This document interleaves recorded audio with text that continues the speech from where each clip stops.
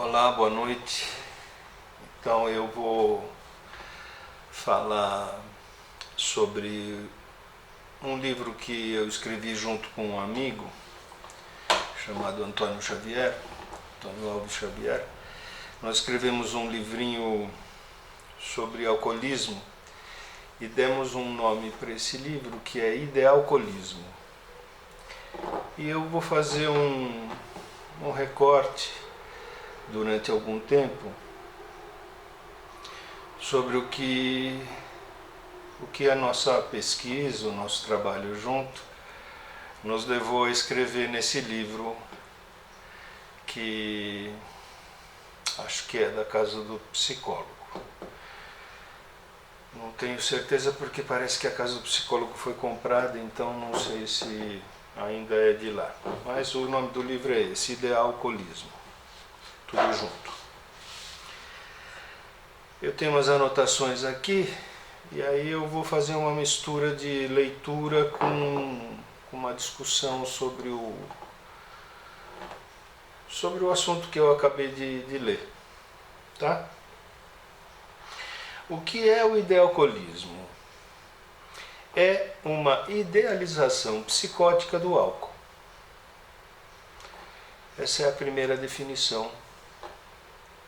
E ela envolve entender esse conceito de idealização e o conceito de psicose. A idealização por si só já é algo que coloca a gente no campo da hipótese, da ilusão, né? E a palavra psicótica coloca essa idealização dentro de um campo patológico. Então eu vou ler um pouquinho aqui para seguir essa ideia.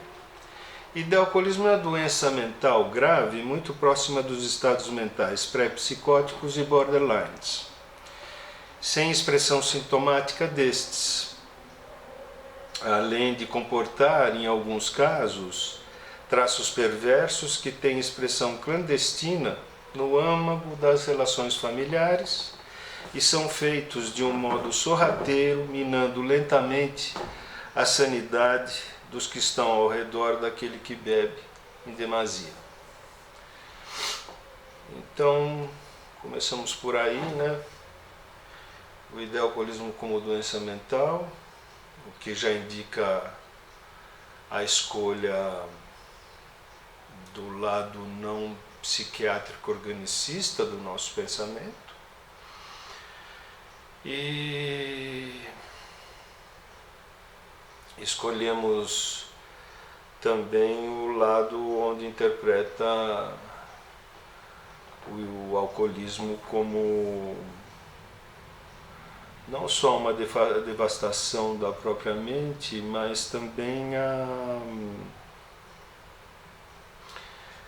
a deterioração do laço com o outro, né?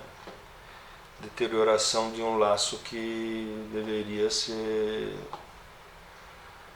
motivo de muito cuidado, né? Que são os nossos laços com os nossos outros, que nos mantém dentro de alguma área de sanidade, e isso é importante, pelo menos para a gente. Quando pensou o alcoolismo, né? A gente pensou que era importante que laços amorosos eles pudessem sustentar relações mais saudáveis, né? E não é isso que a gente entende que o alcoolismo produz, né? O alcoolismo produz um esfarelamento, um esgarçamento do laço com o outro. Bom, digo aqui mais um pouquinho. É doença que ataca basicamente o processo de maturação emocional do sujeito que a contrai. Isso também é outra coisa importante da gente pensar, né? O humano que pode beber é o humano maduro. Se não for maduro, não pode beber, ou tem que beber sob supervisão. Não tem muito como discutir essa problemática. Quer dizer, tem como discutir, mas não tem como pôr assim, como pode ser ou pode não ser maduro para beber. Não, não pode. Para beber tem que ser maduro, né? E uma das características marcantes do alcoolismo é que a infantilidade se apossa, né, da mente do sujeito e ele permanece, não é que criança, mas imaturo, né? Imaturo. Sem condição de zelar por si mesmo. Acho que a questão fundamental é essa, onde o sujeito, pelo menos para nós, né, a condição de saúde tem a ver com a condição do sujeito poder cuidar de si, né? O alcoolismo tá? E é sinal de psiquismo desnutrido, porque não tem acesso à verdade, nem à esperança, e está de modo bastante problemático afastado da realidade que poderia servir de esteio para se buscar um encontro com o outro. Então verdade e esperança estão pifadas, né? Não tem função na mente do alcoólatra, né?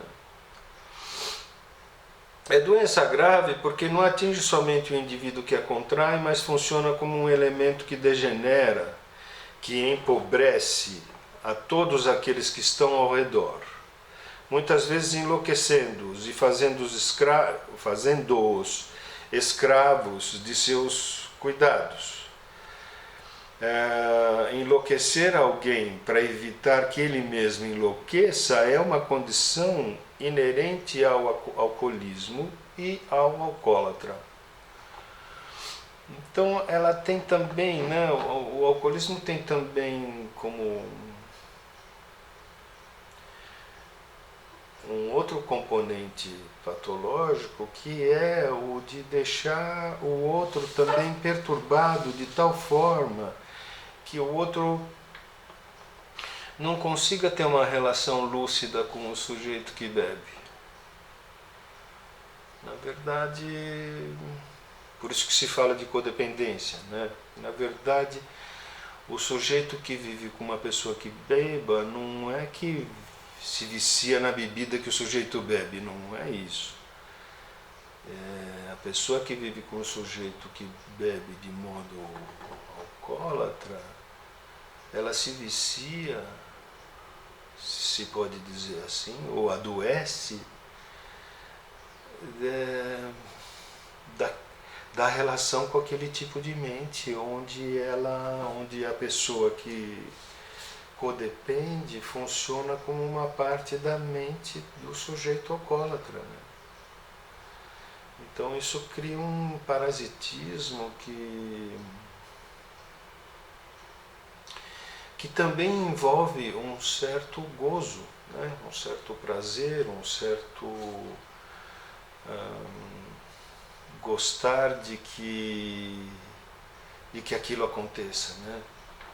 Ter necessidade de cuidar do outro como se o outro fosse então uma parte de si mesmo, né? E isso é bem problemático, né? Mas enfim, voltamos aqui porque eu estava falando, né? Talvez nesse ponto fosse útil nos determos por um pequeno momento para discutirmos um pouco essa questão do uso da palavra enlouquecer.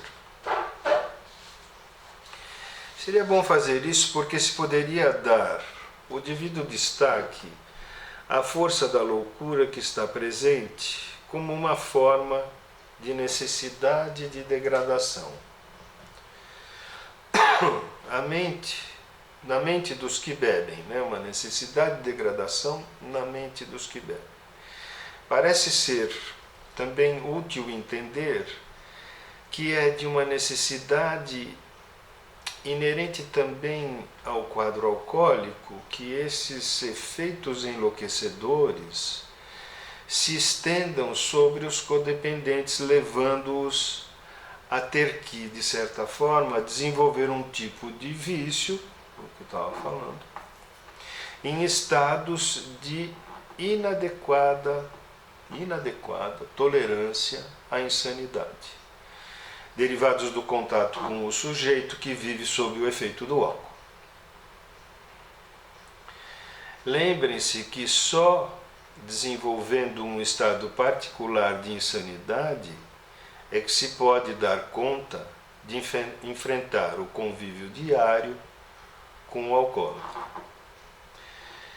Então o que eu estou propondo aqui? Estou chamando a atenção que o convívio com a insanidade alcoólica leva a gente a um tipo de insanidade que deriva dessa relação. E não é incomum, quer dizer, que a gente tenha que se dar conta de que nós temos necessidade de enlouquecer. Enlouquecer é da ordem do necessário. Nós buscamos experiências enlouquecedoras e às vezes nos fixamos nela por uma vida inteira. Então não acho uma coisa que a gente poderia dispensar de pensar, que são as coisas que se referem à necessidade de estar louco, né? Acho isso um pouco lembrado, né, no que se costuma falar, né? A gente é viciado num algo exterior, né? Mas a gente também é viciado num estado mental que nasce a partir da minha relação com o exterior, né? Como eu uso o exterior dentro de mim, né? E isso é problemático, uma coisa super importante. Poucas pessoas pensam numa drogadição sem entrega de droga, né? A pessoa produz a própria droga dentro de si, é como se tivesse uma destilaria dentro de si, ou uma plantação de cannabis, ou uma produção de coca, enfim, né? Dentro de si mesmo a pessoa cria dispositivos que disparam quimicamente a loucura e a pessoa se vicia num estado enlouquecido que ela mesma é capaz de criar. Mas sigo aqui. É a loucura transferida em abundância, essa do alcoólatra, né? É esta loucura a droga que circula no campo de ação psíquica dos que bebem para viver ou dos que vivem para beber. É isto que nos pega de chofre, e é isto que, por sua vez, nesse tipo de contato, nos intoxica.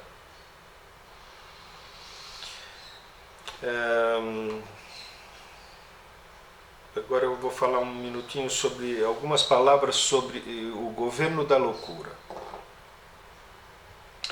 Será bom discutir e chamar a atenção de quem nos ouve e lê que quando se afirma haver um princípio que governa a mente, se está querendo dizer que não somos nós os governantes da mente.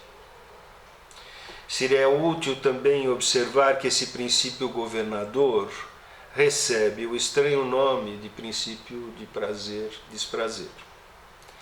E se faz necessário fazer uma enorme distinção para diferenciá-lo de um outro princípio que se poderia chamar de uma compulsão à loucura.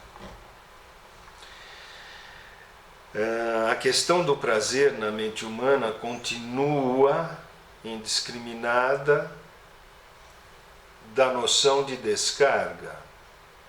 E se buscamos apenas descarga como forma de obter prazer, talvez possamos descobrir também que estamos jogando fora coisas que, de certo modo, e com um certo jeito e inteligência, se poderia aproveitar de modo criativo. Então tem algo diferente entre ter prazer e se livrar de alguma coisa que te dá aflição e te dá prazer porque te alivia, porque você se livrou. Diferente de ter prazer no sentido de que você conseguiu algo que te trouxe prazer. Para podermos compreender isto que estamos apontando, seria útil pensar sob qual regime se está operando, ou sob qual regime um humano comum usualmente tende a operar. Sempre é bom saber se estamos sob aquele sistema que gera diferenças entre o que é prazeroso e aquilo que é desprazeroso ou não prazeroso. Portanto, aquele sistema que nos ajuda a aprender sobre o mundo, ou sob o outro regime que busca qualquer caminho para se livrar da tensão, que é ter um problema para ser resolvido. Em qual modo estamos operando? Qual modo marca a nossa constituição? É então necessário pensar que quando o método que a mente usa para se livrar de si mesma determina nossos atos impensados, estamos nos aproximando daquilo que o alcoólatra faz.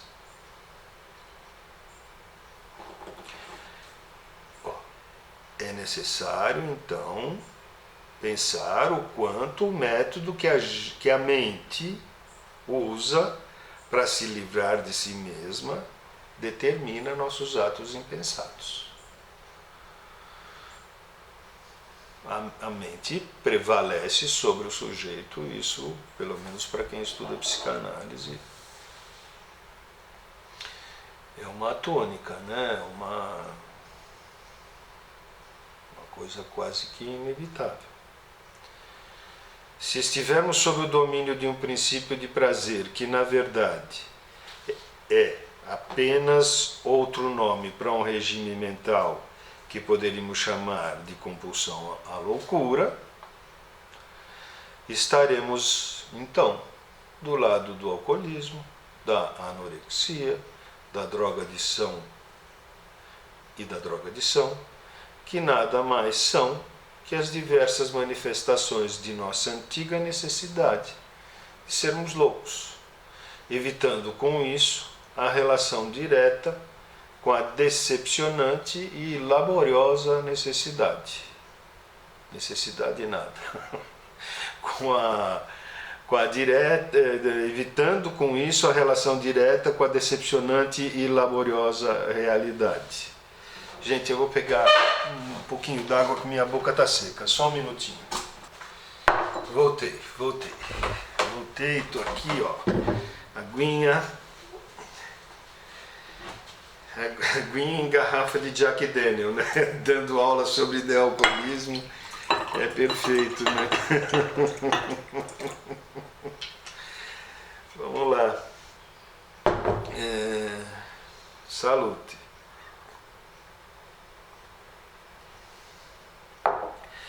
Então, eu estava falando, deixa eu pegar lá de trás. Se estivermos sob o domínio de um princípio de prazer que, na verdade, é apenas outro nome para um regime mental que poderíamos chamar de compulsão à loucura, estaremos, então, ao lado do alcoolismo, da anorexia e da drogadição, que nada mais são que as diversas manifestações de nossa antiga necessidade de sermos loucos, evitando com isso, com a loucura, né? Com isto, a relação direta com a decepcionante e laboriosa realidade.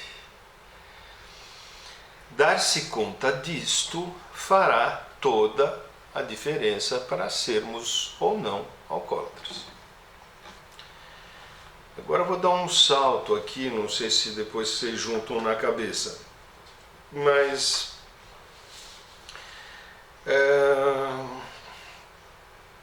Se nessa primeira parte apresentei uma questão ligada à necessidade de loucura, nesse segundo pedacinho, quer dizer, não só necessidade de loucura, eu falei, né? Eu falei sobre idealização, falei sobre uma certa degradação infantil, né? Falei sobre essa compulsão à descarga e à evitação a lidar com o problema.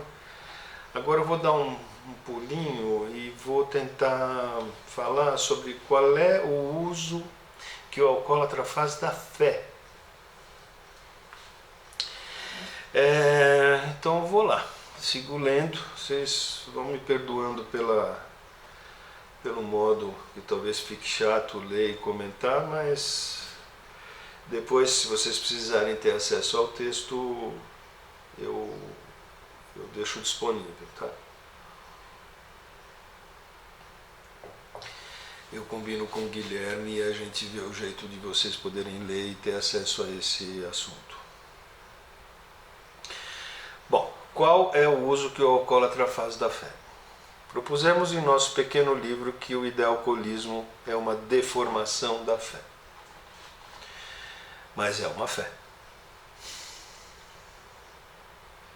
Ou melhor, o alcoólatra desenvolve devoção ao álcool e se liga ao mundo alcoólico de um modo que poderíamos chamar de religioso. Isto é, o idealcolismo é uma patologia que está completamente ligada às formulações da fé. No entanto, esta fé e a devoção a ela associada expressa um estado de loucura.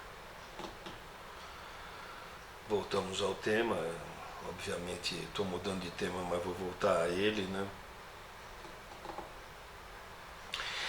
Envolve a formulação de um acreditar e de um procurar crer de tal forma equivocado que o próprio crer perde sua dimensão genérica, comum a todos, e passa a ser uma prática ritualística e secreta, comprometida com estados mentais psicóticos que transformam a seita alcoólica em uma seita que aplaude e venera a confusão mental e a submissão a um tipo de Deus chamado álcool, que em árabe quer dizer o sutil, álcool. Bom, não sei se a informação linguística ajuda, mas me ocorreu agora. Então,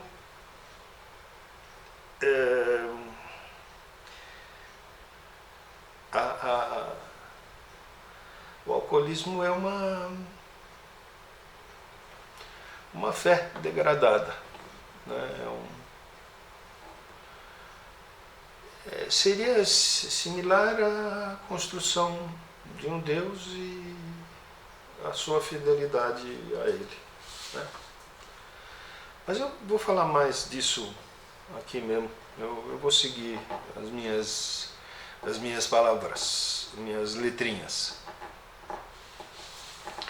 É claro que sabemos que a fé é um processo que nos envolve na vida comum e exige a construção de diversos dispositivos que servem para sustentar alguma esperança que é necessária e é próxima da saúde mental comum.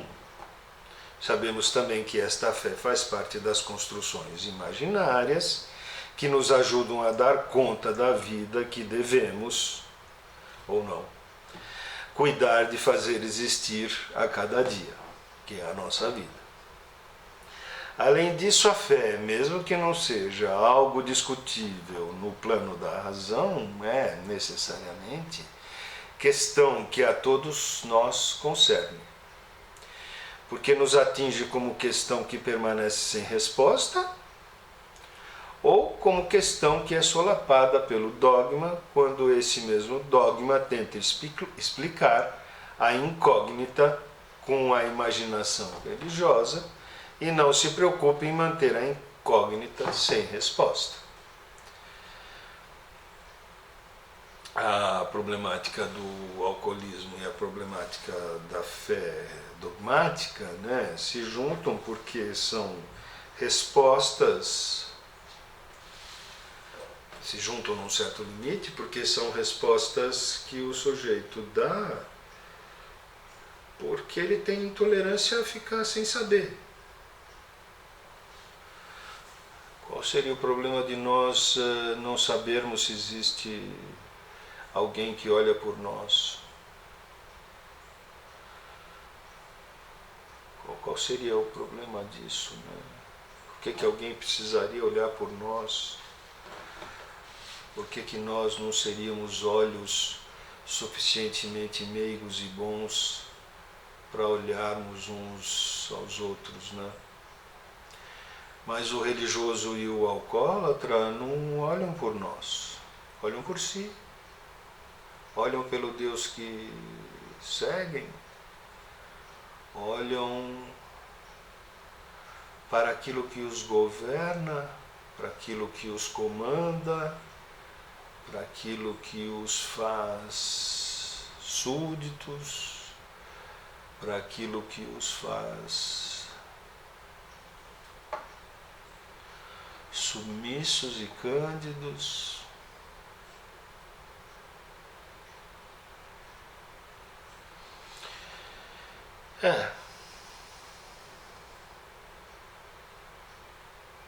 Envolve a formulação de um acreditar e de um procurar crer de tal forma equivocado que o próprio crer perde a sua dimensão genérica.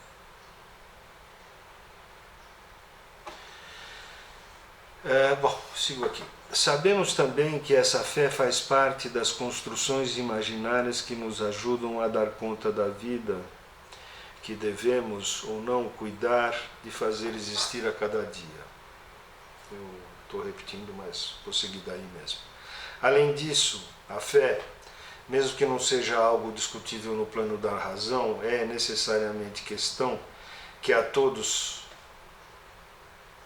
concerne, porque nos atinge como questão que permanece sem resposta ou como questão que é solapada, infelizmente, pelo dogma, quando esse mesmo dogma tenta explicar a incógnita com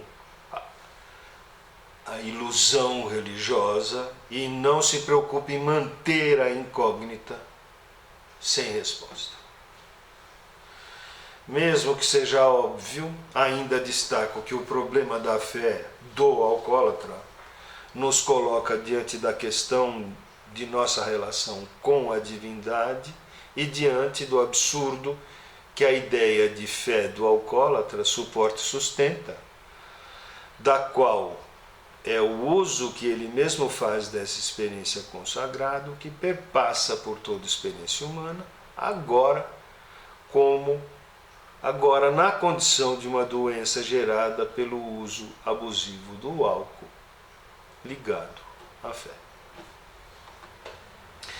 Nessa perspectiva, o álcool é veículo que leva ao divino e, ao mesmo tempo, diviniza aquele que se transporta aos altares do idealcolismo. Meditemos sobre isso. Note que o uso ou o abuso dessa fé para a construção de uma seita que é inumana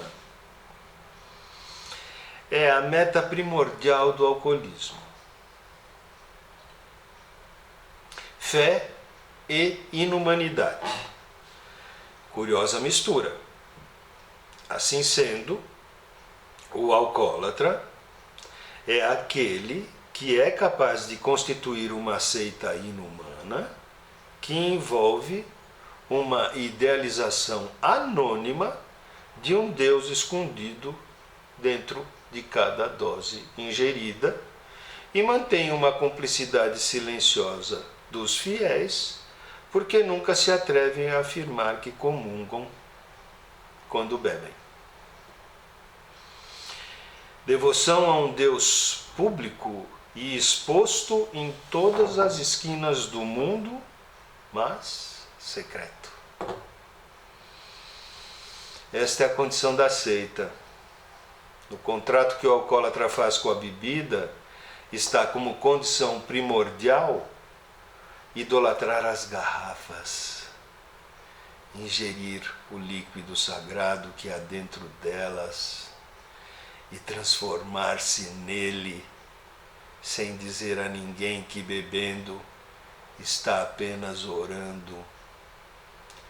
Esta é a seita dos homens que se transmutam em fogo, homens que são pura labareda, homens puro incêndio. Eles estão de fogo.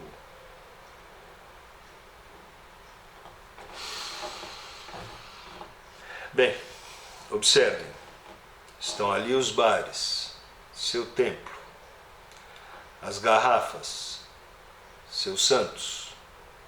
Os fiéis estão ali, as cadeiras ao redor da mesa e os corpos também estão ali. Cada um exerce seu grau de fidelidade ao Deus e ingere uma dose do Deus em sua própria medida.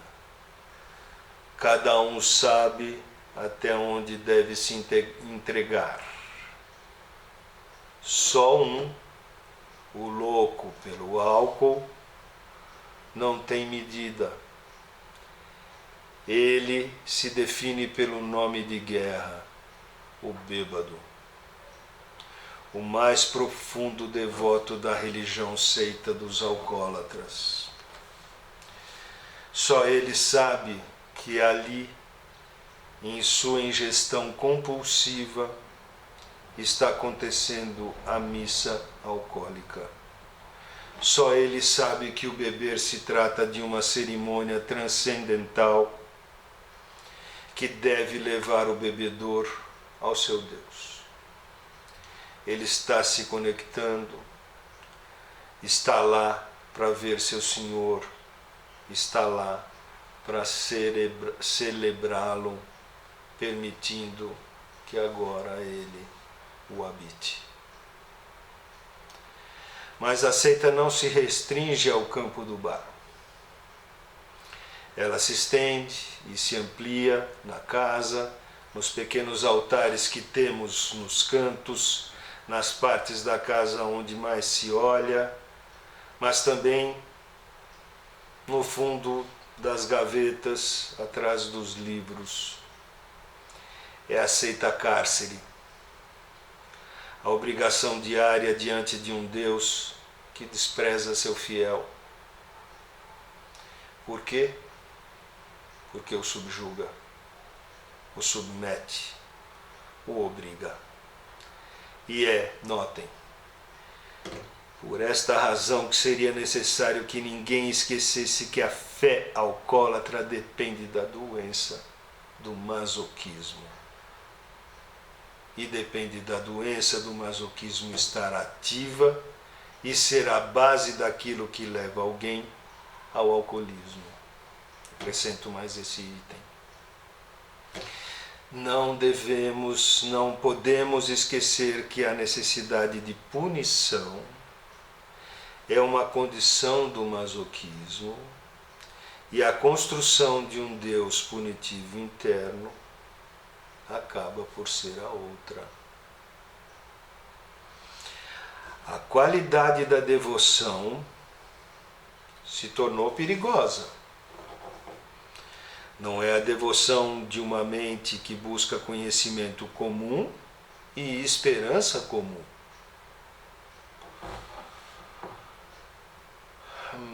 Me perdi.